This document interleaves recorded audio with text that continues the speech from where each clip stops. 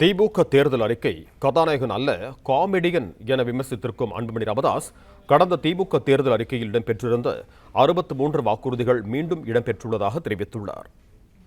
இது தொடர்பான கூடுதல் விவரங்களோடு இணைகிறார் எமது செய்தியாளர் பாண்டியராஜன். வணக்கம் பாண்டியராஜன், உங்களிடம் இருக்கும் தகவல்களை சொல்லுங்க.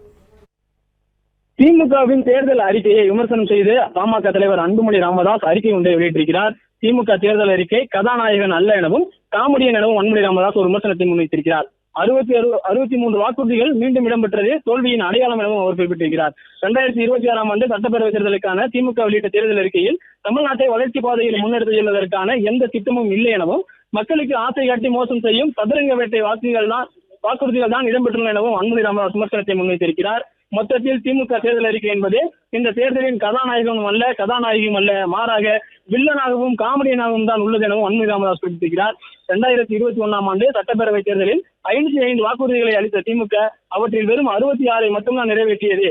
மீதம் இருக்கக்கூடிய 439 வாக்குறுதிகளை நிறைவேற்றவில்லை என்பதை ஆதாரங்களுடன் தான் அம்பலப்படுத்தி இருப்பதாகவும் அன்புமணி ராமதாஸ் குறிப்பிட்டிருக்கிறார். தனியார் துறைகளில் 50 லட்சம் இளைஞர்களுக்கு வேலை வழங்கப்படும். தனியார் நிறுவன வேலை வாய்ப்புகளில் 20% விழுக்காட்டை தமிழ்நாட்டை சார்ந்தவர்களுக்கு மட்டுமே வழங்க வகை செய்ய சட்டம் நிறைவேற்றப்படும் என்று திமுக வாக்குறுதி அளித்திருந்தது. ஆனால் அத்தகைய சட்டத்தையும் நிறைவேற்றவில்லை.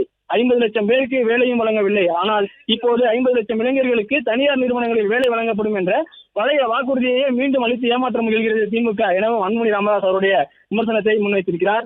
எந்த வகையில் பார்த்தாலும் திமுகவின் தேர்தல் அறிக்கை மக்களுக்கு பயனளிக்கக்கூடியதோ வளர்ச்சிக்கு வழிவகுக்கக்கூடியதோ அல்ல எனவும், ஏற்கனவே 55 வாக்குறுதிகளை அளித்து அவற்றில் 87% வாக்குறுதிகளை நிறைவேற்றாமல் துரோகம் செய்த திமுகவின் வாக்குறுதிகளை மக்கள் நம்ப மாட்டார்கள் எனவும் அன்புமணி ராமதாஸ் அவருடைய அறிக்கையில் குறிப்பிட்டிருக்கிறார்.